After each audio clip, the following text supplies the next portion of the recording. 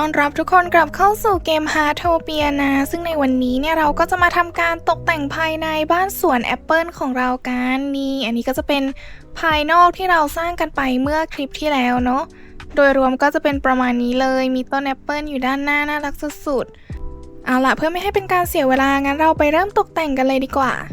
อย่างแรกก็คือนี่คือแปลนบ้านภายในของเราเนาะก็จะมีห้องโถงตรงกลางมีห้องด้านซ้ายด้านขวาซึ่งอย่างแรกเลยเนี่ยเราก็จะทำการตีปิดห้องใต้บันไดเนาะเป็นการแบ่งโซนให้ชัดเจนโดยจะใช้กำแพงที่เป็นครึ่งกำแพง2 อันแล้วก็กำแพงเตี้ยปิดด้านบน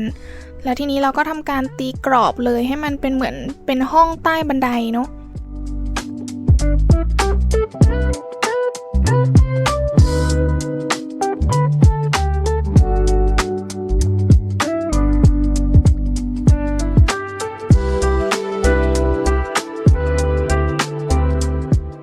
พอเราทำการตีกั้นโซนเรียบร้อยแล้วเราก็จะมาทำการทาสีผนังรอบๆตัวบ้านภายในกันดีกว่าซึ่งด้านหน้าเนี่ยเราก็จะใช้เป็นหินละเอียดเนาะซึ่งหินอันนี้เนี่ยได้มาจากพาสเพนกวินนะถ้าจะไม่ผิดพาสฤดูหนาว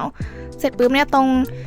กำแพงด้านข้างๆเนี่ยเราก็ติดเป็นหน้าต่างเข้าไปเพิ่มความแบบโปร่งในส่วนของโถงบันไดเนี่ยเราก็เลือกใช้เป็นเดี๋ยวเราจะเปลี่ยนเป็นไม้ที่มันมีความเป็นแบบระแนงละเอียดมากยิ่งขึ้นเนาะก็คือเป็นสีนี้เลยประมาณแบบน้ำตาลครีมแล้วก็ด้านบนเนี่ยเราจะใช้ไม้ที่มันดูเป็นแบบซี่ๆแบ่งชัดมาตัดกันเนาะทุกคนก็กดเลือกตามได้เลยนี่ทาไปรอบๆส่วนด้านในตัวโถงเนี่ยเราเลือกใช้เป็นวอลเปเปอร์ลายทางเนาะเพราะรู้สึกว่ามันน่ารักดีแล้วก็สีเขียวนี้เนี่ยก็ดูแล้วสดใสสดชื่นด้วยก็เลยเลือกใช้ทีนี้ตรงประตูเรารู้สึกว่าอันเมื่อกี้ยังไม่ค่อยเข้าเท่าไหร่เราก็เลยใช้เป็นประตูเลื่อนหน้าหนาวเนาะอันนี้ก็ได้มาจากพาสอันก่อนหน้านี้เหมือนกันเราก็จะติดเข้าไปแบบนี้เลยเราชอบให้มันมีความเป็นแบบกระจกเนาะมันรู้สึกว่ามองทะลุปลุโปร่งดีไม่รู้สึกแออัดจนเกินไปแล้วเราก็เปลี่ยนสีให้เป็นโทนแบบน้ำตาลครีมเหมือนกันตัวหน้าต่างที่ทำก่อนหน้านี้ก็เปลี่ยนสีด้วยส่วนบริเวณทางเข้าบ้านเนี่ยเราก็จะเลือกใช้เป็นวอลเปเปอร์ของพาสโรงหนังเลยเนาะมันรู้สึกว่าค่อนข้างที่จะเข้าธีมทีนี้เราก็มาเก็บงานตัวขอบด้านบนรอบๆบ้านกันเลย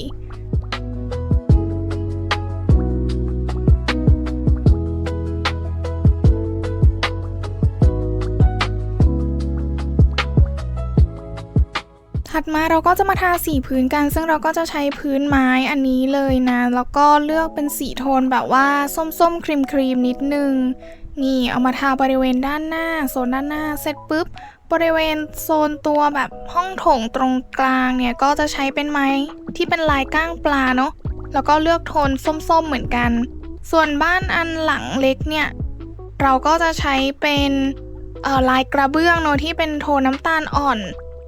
บ้านหลังเล็กตรงนี้เนี่ยเราแพลนว่าจะใช้เป็นห้องครัวนั่นเองเพราะฉะนั้นห้องที่อยู่ถัดจากห้องครัวเนี่ยก็จะเป็นห้องทานข้าวเนาะเราก็ใส่เป็นวอลเปเปอร์ลายดอกไม้อันนี้เข้าไปเลยเพราะว่ารู้สึกมันน่ารักดีแล้วก็มันให้ความแบบวินเทจด้วยนิดนึงซึ่งสีที่เราใช้เนี่ยจะเป็นสีขาวครีมด้านขวาสุดที่ทุกคนเห็นอยู่ตอนนี้เนาะตัวลายดอกไม้เนี่ยมันจะเป็นสีส้มพอดีเลยส่วนกำแพงฝั่งหนึ่งเราก็ลองเล่นด้วยไม้ระแนงเหมือนที่ใช้กับตรงโถงทางเดินเนาะลองใช้ดูก่อนแล้วก็เดี๋ยวค่อยๆปรับกันไปทีหลังทีนี้เนี่ยเราก็จะมาทาสีกำแพงครึ่งล่างกันเพื่อให้มันดูแบบมีลูกเล่นมากขึ้นซึ่งเราก็จะใช้เป็นตัวอิฐประมาณนี้เนาะแล้วก็เลือกใช้เป็นสีเขียวตุ่นๆแบบนี้เลยคือมันน่ารักมากก็เลยรู้สึกว่าแบบนี่แหละเหมาะถูกต้องแล้วทีนี้เนี่ยด้วยความที่โทนสีมันมาประมาณนี้แล้วเรารู้สึกว่าไม้ตรงขอบด้านบนมันเข้มไปนิดนึงก็เลยเลือกไม้ประเภทแบบใหม่แล้วก็โทนสีออกแนวแบบส้มๆครีมอย่างนี้มาตัดขอบด้านบนเอาซึ่งก็รู้สึกว่าโอเคเลยเข้ากับตรงดอกไม้ด้วยเนอะแล้วดอกไม้เนี่ยมันก็มีใบไม้ที่เป็นสีเขียวลิงก์กับตัวอิฐที่เป็นเขียวด้านล่างด้วยก็คือเป็น perfect combination สุดๆมาทีนี้เราก็มาทำการติดตัวประตูเชื่อมไปยังครัวด้านนอกของเรากันดีกว่ามันก็ไม่เชิงด้านนอกเนาะแต่เรียกได้ว่าเป็นอาคารเสริมก็ได้นี่เสร็จปุ๊บเนี่ยเราก็จะใช้หน้าต่างบานกระทุงที่ได้มาจากพาสโรงหนังอันนี้เนาะเอามาแปะเลยเพราะว่าแบบถูกต้องมากมันฟีลแบบทำครัวอยู่อีกห้องนึงแต่ก็ยังแบบเชื่อมลิงก์กับอีกฝั่งหนึ่งได้แล้วก็มันมีตัวไม้ยื่นออกมาพอที่จะทำเหมือนเป็นบาร์ได้ด้วยเนาะ จุดตรงนี้เนี่ยเราก็มาทำการเก็บคานนิดนึงเนาะเป็นการแบบกั้นตัวคานห้องแล้วก็ทาสีเดียวกันเลยส่วนฝั่งด้านนอกเนี่ยก็ทาสีเหมือนฝั่งด้านนอกเนาะเสร็จปุ๊บเนี่ยเราก็จะทำการเอาเสาเข้ามุมมาเก็บตรงขอบเพราะว่าตรงนี้เนี่ยเราไม่ได้ทำเป็นประตูเนาะเราเป็นการเจาะช่องเปิดเข้าไปแต่ว่าเพื่อไม่ให้ด้านข้างกำแพงมันดูแบบคมเกินไปเราก็เลยใช้เสาเข้ามุมแทน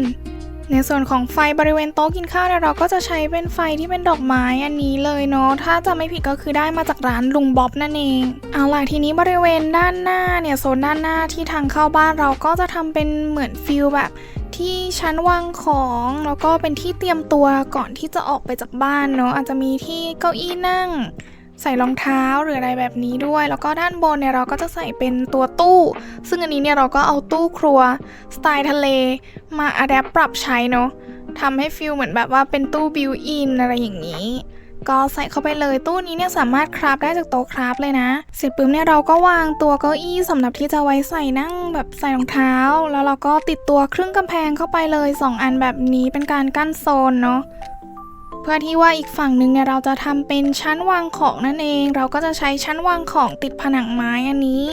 ใส่เป็นประมาณสีเขียวให้มันลิงก์กับสีตัวเก้าอี้เนาะเอามาแปะแบบนี้เลยแล้วก็ทำการตกแต่งผนังเล็กน้อยณจุดนี้เนี่ยทุกคนจะแต่งด้วยอะไรก็ได้นะตามสบายเลยในส่วนของฝั่งตรงข้ามเนี่ยเราก็จะใช้ตัวชั้นวางของติดผนังไม้สีเดียวกันเลยนะแต่อันนี้เนี่ยเราจะวางในแพทเทิร์นที่ต่างกันไปเราก็จะวางเรียงเป็นแนวยาวไปก่อนเซตหนึ่งแล้วก็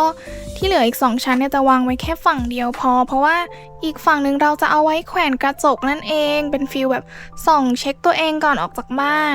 แล้วก็ชั้นวางของเนี่ยเราก็จะวางบรรดาของสะสมเลย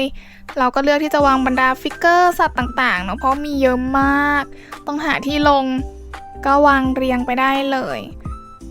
ใครอยากจะวางที่เป็นไข่อีสเตอร์ก็วางตรงนี้ได้เหมือนกันนะหรือว่าที่จะเป็นไข่สีตอนกิจกรรมฤดูหนาวก็ได้เหมือนกันภาพโดยรวมเนี่ยก็จะออกมาเป็นประมาณนี้เลยซึ่งเราก็มีการเติมตู้ครัวสไตล์ทะเลเข้าไปด้านล่างอีกนิดนึงเนาะเพิ่มความแบบดูมีอะไรมากยิ่งขึ้น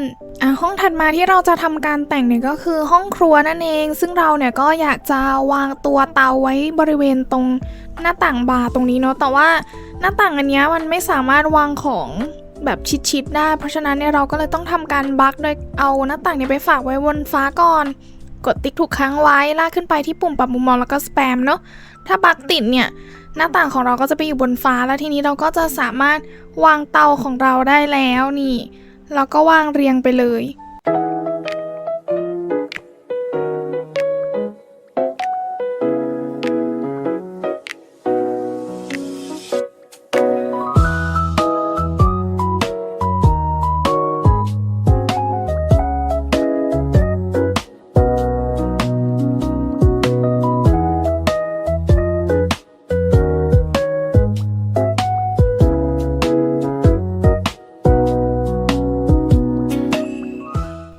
ทีนี้ในส่วนของห้องครัวเราเนี่ยก็จะใช้ชั้นวางของติดผนังอันนี้เนี่ยเป็นตัวหลักเลยเนาะจะทำเป็นฟิลเหมือนเคาน์เตอร์เพราะว่าเราก็เริ่มเบื่อใช้ตู้ครัวทะเลอะไรอย่างนี้แล้วเนาะก็เลยจะสลับใช้เป็นอันนี้บ้างแล้วก็จะทำการใส่ซิงค์เข้าไปด้วยแล้วก็ต่อด้วยชั้นวางของเหมือนเดิม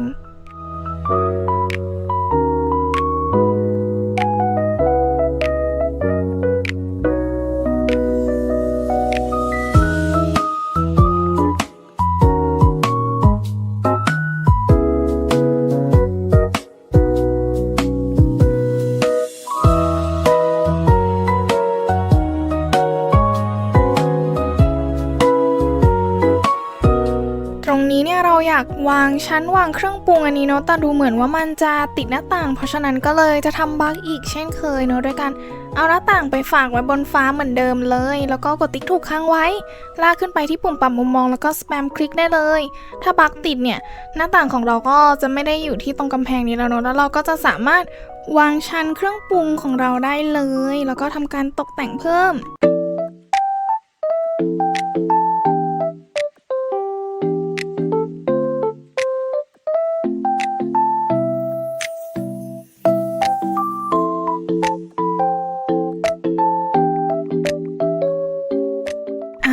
แล้ว แล้วก็เสร็จเป็นที่เรียบร้อยเนาะสำหรับห้องครัวของเราดูแบบโคซี่สุดๆไปเลยเสร็จปุ๊บเราก็กดสำเร็จเนาะเพื่อเอาบรรดาหน้าต่างที่เราไปฝากไว้บนฟ้าเนี่ยกลับมาซึ่งก็จะออกมาหน้าตาเป็นประมาณนี้เลยนี่เป็นไงน่ารักไหมพอดิบพอดีฟีลแบบว่าไลฟ์คุกกิ้งทำอาหารไปด้วยคนที่นั่งอยู่ที่บาร์ก็มองเห็นด้วยเสร็จจากห้องครัวแล้วเราก็ย้ายมาทำที่ห้องนั่งเล่นกันต่อเลยซึ่งขั้นแรกเนี่ยก็จะทำการทาสีผนังเนาะซึ่งผนังที่เราเลือกใช้เนี่ยก็จะเป็นผนังที่ได้มาจากกาชา Forest Bell นั่นเองส่วนด้านบนเนี่ยก็คือทาเป็นสีอิฐส้มๆส่วนของทีวีเนี่ยหมดยุคสำหรับการเอาผนังมาทาเป็นสีดำแล้วเนาะเรามีโปรเจคเตอร์กันแล้วทุกคนซึ่งอันนี้เนี่ยถ้าเราจะไม่ผิดก็คือได้มาจากการวิจัยนั่นเองซึ่งเป้าหมายของเราก็คือการซ่อนขาโปรเจคเตอร์กับตัวด้านบนเนาะเราต้องการแค่ตัวจอเลยเพื่อที่จะได้ทำให้มันเหมือนทีวีมากที่สุดเราก็จะใช้กำแพงเตี้ยเนี่ยดึงยาวขึ้นไปยันสุดเลยเนาะแล้วเราจะได้ไล่ลบบริเวณช่วงที่เราต้องการได้วางโปรเจคเตอร์ไว้ใกล้ๆก็จะได้ประมาณนี้เนาะแล้วเราก็จะลบกำแพงแถวที่3กับ4ออกไปแล้วก็อย่าลืมเก็บด้านข้างด้วยเนาะเดี๋ยวโป๊ะว่าแบบมันไม่ใช่ตู้ทีวีอะไรอย่างนี้เก็บออกมาได้ประมาณนี้แล้วเราก็จะทำด้านข้างเนี่ยให้เป็นเหมือนประมาณชั้นวางข้างทีวีด้วยอย่าลืมติดไฟด้านบนด้วยนะเพื่อให้จอทีวีของเรามันดูแบบสว่างขึ้นหน่อยเสร็จปุ๊บเนี่ยตัวโปรเจคเตอร์กับตัวกำแพงเนี่ยมันไม่ได้พอดีกันขนาดนั้นเนาะมันยังเหลือช่องอยู่ด้านข้างเพราะฉะนั้นเนี่ยเราก็จะทำการบั๊กโปรเจคเตอร์ออกไปก่อนเนาะไปฝากไว้บนฟ้าก่อนสเต็ปเดิมเลยเสร็จปุ๊บทีนี้เนี่ยเราจะมาทำการทาสีพื้นอันนี้ซึ่งเราจะใช้เป็นพื้นชั้นวางของนั่นเองเราก็เอามาวางปิดด้านบนก่อนเลยเสร็จปุ๊บก็ทาสีบริเวณชั้นทีวีเนาะเราก็เลือกใช้เป็นหินสีครีมแบบนี้เลยแล้วก็มาเก็บขอบด้านล่างเนี่ยด้วยคานสไตล์ยุโรปเสร็จแล้วก็เอาตัวพื้นที่เราระบายสีไว้เมื่อกี้เนี่ยมาวางทำเป็นชั้นเลยเนาะถัดมาเพื่อที่จะเก็บด้านข้างของตัวทีวีของเราที่ก่อนหน้านี้มันมีรูใช่ไหมเราจะใช้เสาค้ำไม้อันนี้มาวางเรียงเพื่อเป็นการอุดรูนั่นเองก็ทาสีเป็นโทนส้มๆครีมๆเนาะจัดตำแหน่งน้องให้วางแบบเต็มช่องไปเลยเราก็จะเลือกใช้สีนี้แล้วก็ความสูงที่จะใช้ก็คือสูง4นั่นเองมันจะพอดีกันเป๊ะแล้วก็ทำกับอีกฝั่งนึงเหมือนกันนี่มันก็จะออกมาหน้าตาเป็นประมาณนี้ตู้ทีวีของเราก็จะมีความแคบขึ้น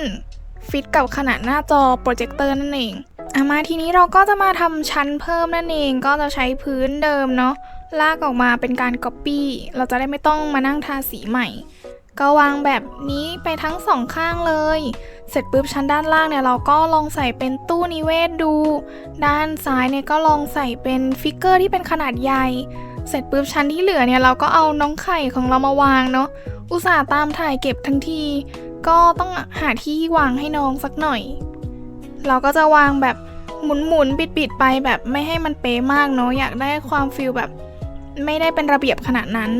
พอเรากดสำเร็จเนี่ยหน้าจอโปรเจคเตอร์ของเราก็จะกลับมาที่เดิมเลยแล้วก็นี่เห็นไหมพอดีเป๊ะเลยกับเสาที่เราวางปิดรูไว้ตัวนิเวศเนี่ยก็ทำการใส่แมลงที่เราชอบลงไปเนาะแล้วเปิดไฟก็จะได้มูดประมาณนี้เลยน่ารักสุดๆ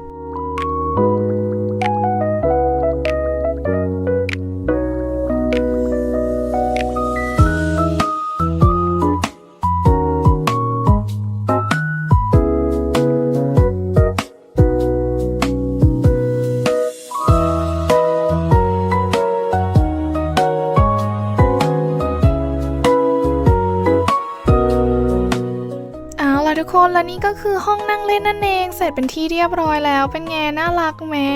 เราชอบมากๆเลยมีความผสมผสานระหว่างสีเขียวกับสีส้มเนอะซึ่งมันเป็นอะไรที่ลงตัวมากๆเลยห้องถัดมาสำหรับชั้นหนึ่งที่เราจะมาแต่งกันเนี่ยก็คือห้องทานข้าวนั่นเองนี่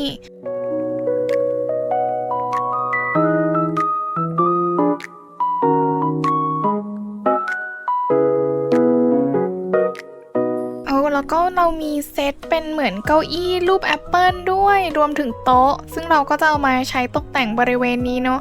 ตัวเซตนี้เนี่ยเราซื้อมาจากที่ ที่เป็นหน้าร้านค้าเนาะที่ต้องใช้ตัวเพชรสีชมพูซื้อขออนุญาตแวบกลับมาที่ห้องรับแขกนิดนึงเนาะพอดีเห็นตัวผนังกั้นห้องไม้อันนี้แล้วอยากใช้ก็เลยจะลบกำแพงออกไปส่วนหนึ่งแล้วก็แทนที่ด้วยอันนี้แทนมันก็จะมีความโปร่งมากยิ่งขึ้นกลับมาที่ห้องทานอาหารกันต่อเนาะนี่ก็คือโต๊ะแอปเปิลที่เราพูดถึงไปก่อนหน้านี้นั่นเองน่ารักมากเข้าธีมสุดๆเลยบ้านสวนแอปเปิล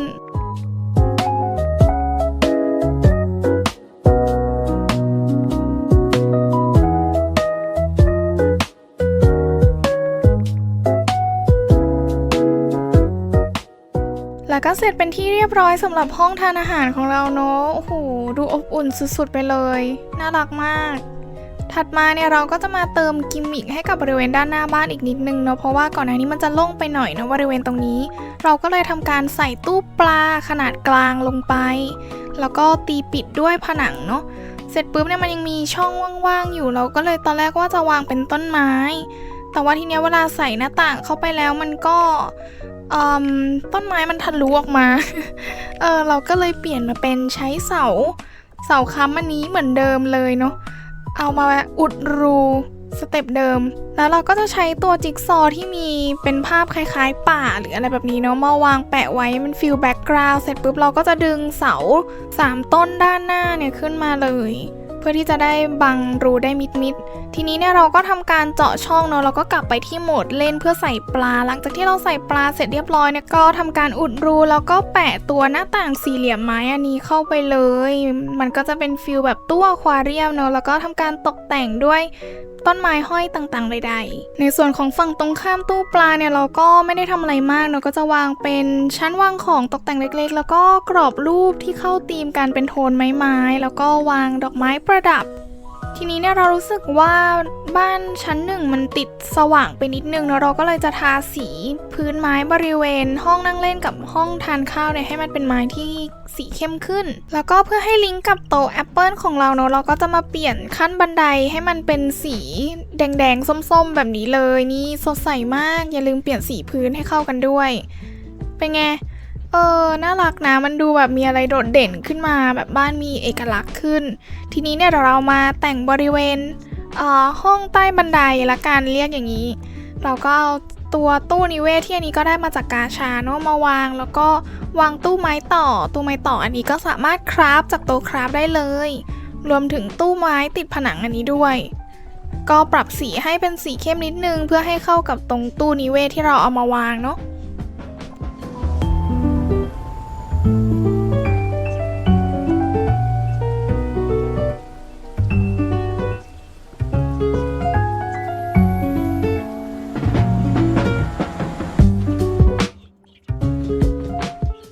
เพื่อให้ห้องนี้มีความโปร่งมากขึ้นอีกเนี่ยเราก็เลยติดเป็นหน้าต่างไม้บานซี่แบบนี้เข้าไปเนาะบริเวณตรงที่เป็นด้านบันไดแล้วมันดูน่ารักมากมันดูแบบถูกต้องทีนี้เนี่ยเราก็จะขึ้นมาบริเวณชั้น2กันแล้วซึ่งด้านซ้ายก็จะเป็นห้องแต่งตัวเนาะด้านบนก็จะเป็นห้องนอนแล้วก็ด้านทางขวามือจะเป็นห้องน้ำนั่นเองที่เราวางแผนไว้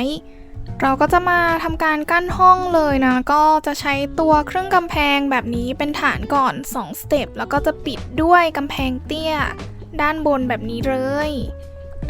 แล้วก็อย่าลืมปิดพื้นให้เรียบร้อยเนาะตรงบันไดแล้วก็เช็คด้วยว่าเราสามารถขึ้นลงได้ปกติไหมหัวติดหรือเปล่าหลังจากนี้เนี่ยก็จะเป็นการตกแต่งแล้วก็กั้นห้องนะในส่วนไหนที่มันค่อนข้างยากเนี่ยเดี๋ยวเราก็จะมาอธิบายให้ฟัง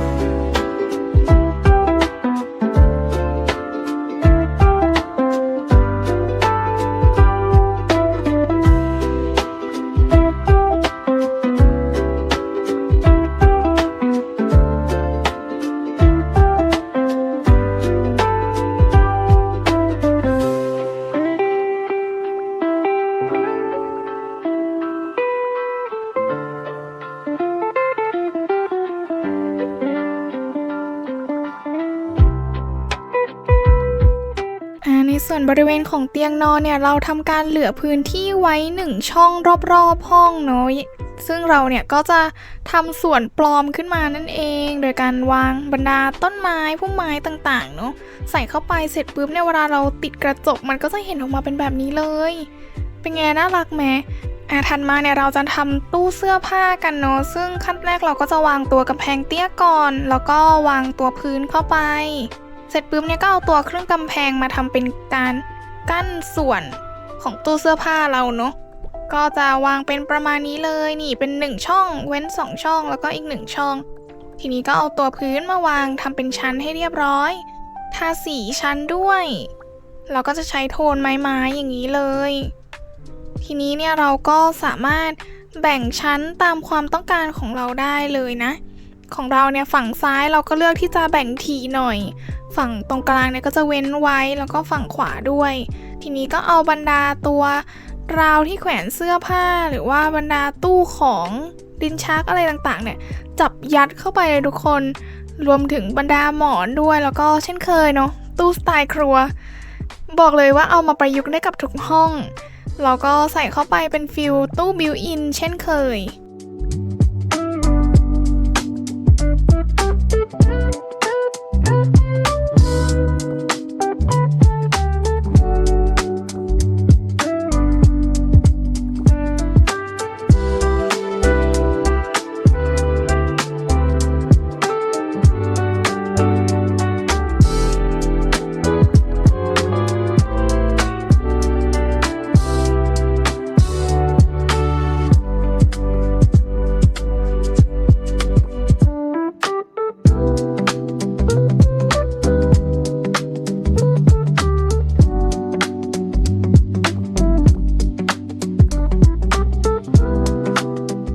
ถัดมาเราก็จะมาทำบริเวณห้องน้ำของชั้น2กันนั่นเองซึ่งเราเนี่ยเหลือช่องไว้วันช่องหนึ่งอย่างนี้ใช่ไหมโซนตรงนี้เนี่ยเราก็จะทำเป็นบริเวณชักโครกเลยแล้วก็ตีผนังกั้นปิดนิดนึงเดี๋ยวเราค่อยทำการเจาะประตูเข้าไปเนาะ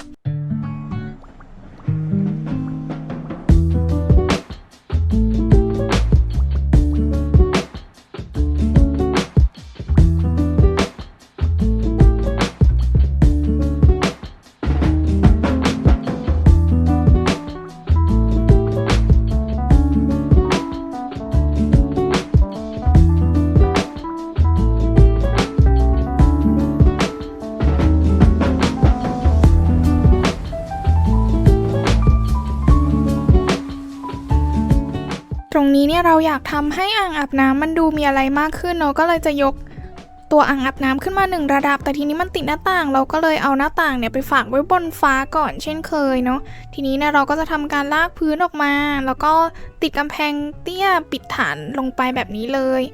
ก็ทาสีกระเบื้องอะไรให้เรียบร้อยเราก็เลือกใช้เป็นสีส้มเนาะมันน่ารักดีแล้วก็ทากระเบื้องตรงพื้นด้วย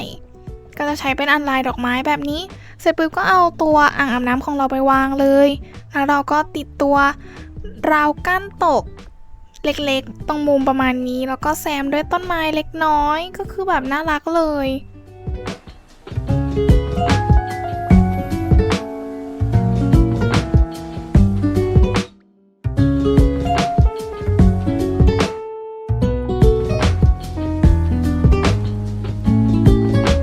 พอแต่งทุกอย่างเสร็จเรียบร้อยแล้วเนี่ยก็กดสำเร็จได้เลยเนาะเพื่อที่เอาหน้าต่างของเรากลับมาแล้วนี่มันก็จะออกมาหน้าตาเป็นประมาณนี้เลยเป็นไงล่ะดูดีดูโคซี่สุดๆชอบมากๆเลยทีนี้เนี่ยบริเวณสุดท้ายของชั้น2ที่เราจะมาแต่งกันก็คือโซนบริเวณด้านหน้าทางเข้าห้องนอนเนาะเรียกได้ว่าขึ้นบันไดมาปุ๊บก็เจอโซนนี้ซึ่งเราก็แพลนไว้ว่าจะเป็นอีกหนึ่งจุดที่โชว์บรรดาของสะสมเนาะนั่นก็คือไข่อีสเตอร์เป็นไงน่ารักเนาะเอามาแบบผสมรวมๆกับต้นไม้กระถางเล็กๆนี่มันแบบน่ารักละมุนมากส่วนตรงบริเวณที่เป็นราวกันตกเนี่ยเราก็ใส่ตู้เข้าไปเนาะแล้วก็วางของตกแต่งฝั่งที่เป็นผนังเนี่ยก็ติดกรอบรูปเข้าไปใส่ต้นไม้แขวนแล้วก็ด้านที่อยู่ฝั่งตรงข้ามประตูเนี่ยเราก็จะทำเป็นชั้นวางของเพิ่มใส่บรรดาตัวฟิกเกอร์ที่เรามีและชั้นสุดท้ายของบ้านหลังนี้นั่นก็คือชั้นใต้ดินนั่นเองด้วยความที่อยู่ใต้ดินเนี่ยเราก็เลยรู้สึกว่าอยากทำให้มัน ดูสดใสดูเหมือนไม่ได้อยู่ใต้ดินดังนั้นเนี่ยเราก็เลยจะทำเทคนิคคล้ายๆกับตรงห้องนอนนะโดยการแบ่งช่องหนึ่งมาเพื่อใส่ต้นไม้ต่างๆใดๆเสร็จปุ๊บเนี่ยเราก็จะติดไฟไว้ด้วยเพื่อให้แสงสว่างแล้วก็ทำการกั้นผนังแล้วก็ติดกระจกนั่นเองนี่มันก็จะดูเหมือนแบบใต้ดินที่ไม่ได้รู้สึกเหมือนใต้ดินขนาดนั้น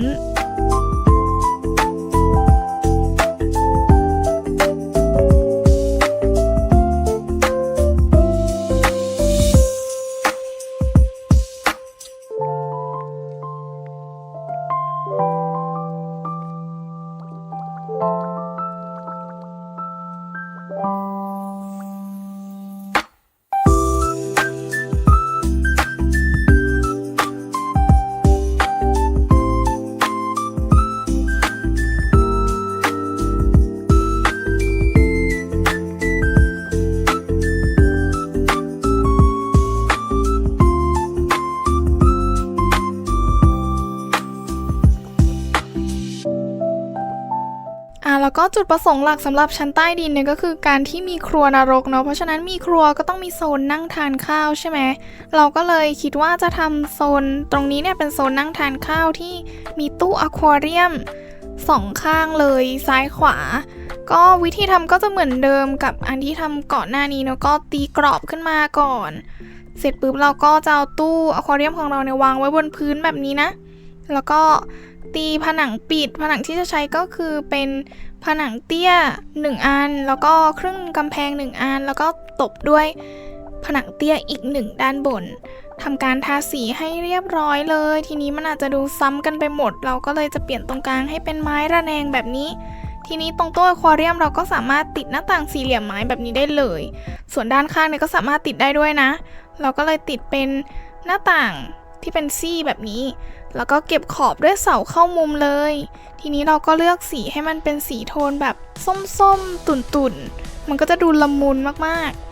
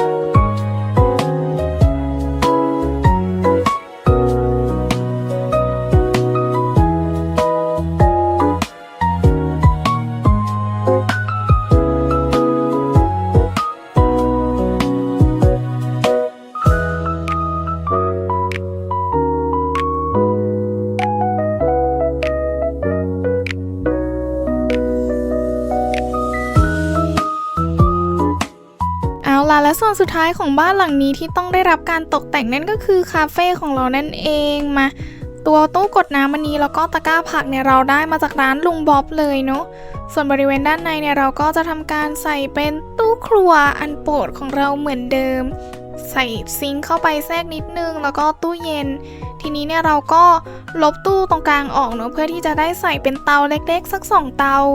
เอาไว้ทำอาหารเราจะได้ดูแบบสมจริงมากยิ่งขึ้นแล้วทีนี้เนี่ยเหมือนเดิมเนาะไอตัวหน้าต่างกระทุ้งเนี่ยมันวางของติดไม่ได้เลยเพราะฉะนั้นเราต้องเอาตัวหน้าต่างออกแล้วทีนี้เนี่ยเราก็จะทำการวางตัวชั้นไม้ซึ่งระดับที่มันจะพอดีก็คือระดับนี้เลยนะนี่ต่ำกว่า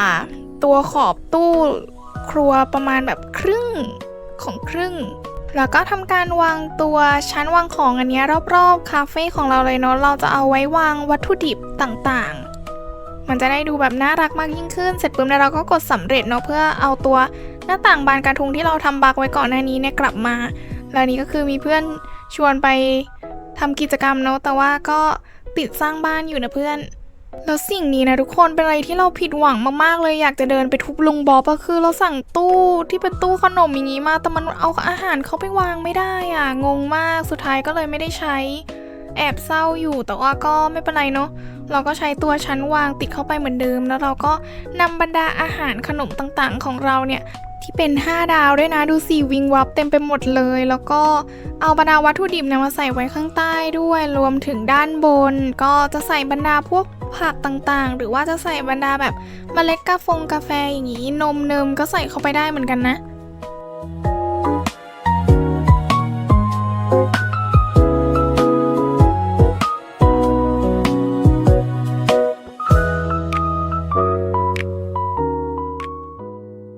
แล้วก็เสร็จเป็นที่เรียบร้อยเนอะสำหรับการตกแต่งภายในบ้านสวนแอปเปิลของเราไปเดี๋ยวเราพาทุกคนไปเดินชมรอบๆกันดีกว่าทางด้านซ้ายเนี่ยเดินมาปุ๊บก็จะเป็นโซนทำมาหากินเนาะแล้วก็ในยุ้งฉางนี้เนี่ยเราก็แต่งเป็นห้องนอนไม่ใช่ห้องนอนสิเป็นบ้านของน้องๆสัตว์เลี้ยงของเรานั่นเองทางนี้เนี่ยก็จะเป็นสวนเนาะสวยงามข้าวโพดโตเต็มที่เดี๋ยวค่อยมาเก็บส่วนทางด้านขวาเนี่ยก็จะเป็นแปลงดอกไม้นั่นเองที่เห็นอยู่นี่ก็คือปลูกได้เต็มแม็กเลยนะ60ดอกนี่แล้วก็ด้านหน้าสวนของเราด้านหน้าแปลงดอกไม้ก็จะมีคาเฟ่น่ารักดูแบบว่าไม่ได้วางของจนแน่นเกินแต่ก็ดูมีอะไรอยู่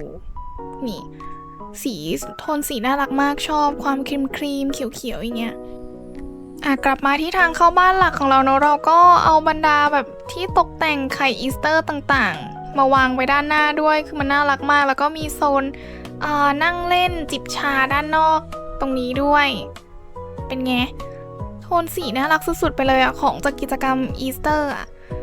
พอเข้ามาปึ๊บเราก็จะเจอกับโซนด้านหน้าตรงนี้นี่มีตู้อควาเรียมมีกระจกให้ส่องมีบรรดาฟิกเกอร์ต่างๆแล้วก็มีที่นั่งสำหรับใส่รองเท้าด้วยเดินเข้ามาเนี่ยก็จะเจอกับห้องนั่งเล่นของเรานั่นเองมีทีวีที่ใช้ได้จริงด้วยนะแต่ว่าเรายังไม่ได้ใส่รูปเข้าไปฝั่งตรงข้ามเนี่ยก็จะเป็นห้องทานอาหารเลยนี่น่ารักสุดๆตัวแอปเปิลชอบมันดูมันแบบถูกต้องความน้ำตาลเข้มแอปเปิลแล้วก็สีเขียวเนี่ยส่วนตรงนี้ก็จะเป็นห้องครัวของเราเนาะใช้งานได้จริงแน่นอนจัดไปเลย5เตาไม่รวยก็ไม่รู้จะว่าไงแล้วส่วนตรงนี้เนี่ยก็จะเป็นห้องใต้บันไดเนาะเล็กๆไม่ได้แต่งอะไรมากแต่ว่าก็ดูดีนะดูอบอุ่นดีเดินขึ้นมาปุ๊บเนี่ยเราก็จะเจอกับชั้น2นั่นเองก่อนทางเข้าห้องเนี่ยก็จะเจอบรรดาชั้นวางไข่อีสเตอร์นั่นเองน่ารักก็มีกรอบรูปมีชั้นวางฟิกเกอร์อีกเช่นเคยฟิกเกอร์เยอะมากแล้วก็ตรงนี้เดินเข้ามาปุ๊บก็จะเจอกับโซนเสื้อผ้าเนาะแต่งตัวมีโซฟานั่งเล่นนิดนึงมีโต๊ะทำงานเดินลึกเข้ามาเนี่ยก็จะเป็นของโซนห้องนอนก็จะรู้สึกมีความสงบมากยิ่งขึ้นรอบๆห้องนอนเนี่ยก็จะมีเป็นแบบต้นไม้สวนปลอมที่เราสร้างขึ้นเนาะมาทางนี้เนี่ยก็คือจะเป็นห้องน้ำนั่นเองนี่ห้องน้ำก็จะมีสเต็ปเดินขึ้นไปเป็นอ่างอาบน้ำเหมือนกันแล้วก็โซนหลบเข้ามาตรงนี้เนี่ยก็จะเป็นกั้นสำหรับโถชักโครกทอยเลทโดยเฉพาะประมาณนี้เลยเป็นไงดูดีนะเราชอบมากๆเลยอยากอยู่หลังนี้นานๆ จริงๆก็ชอบทุกหลังที่สร้างเลยนะ แล้วก็เดี๋ยวพาทุกคนลงไปดูชั้นใต้ดินกันด้วยนี่ลงมาปรึ๊บปึ้งเราก็จะเจอกับโซนนั่งเล่นชั้นใต้ดินอีกหนึ่งจุดตรงนี้เนาะชิลๆมีสวนต้นไม้ปลอมอีกเช่นเคยเพื่อให้ชั้นใต้ดินนี้มันไม่ดูแบบว่าอึดอัดจนเกินไปแล้วก็มีโซนแบบตกแต่งเล็กน้อยตรงนี้เนี่ยก็จะเป็นโซนบาร์โซนนั่งทานข้าวเนาะเพื่อแบบจัดปาร์ตี้นี่เป็นไงก็พร้อมรองรับเพื่อนๆที่จะมาปาร์ตี้นะส่วนด้านนี้เนี่ยก็จะเป็นครัวนรกของเรานั่นเอง ก็คือบรรดาเพื่อนที่มาช่วยกันทำอาหารก็คือไปปาร์ตี้กันอีกห้องหนึ่งได้เลยเป็นไงทั้งสวยทั้งฟังก์ชันใช้ได้ครบใช้ได้จริงนี่แหละที่ถูกต้องเนาะเอาล่ะก็ถ้าใครชอบบ้านหลังนี้เนี่ยก็ฝากกดไลค์กด Subscribe แล้วก็คอมเมนต์มาพูดคุยกันด้วยนะเวลาได้อ่านคอมเมนต์จากทุกคนแล้วเนี่ยมันใจฟูดีมากๆเลยเอาล่ะสำหรับวันนี้เนี่ยเราขอตัวไปก่อนยังไงก็ฝากติดตามบ้านหลังถัดไปด้วยนะไว้เจอกันใหม่บ๊ายบาย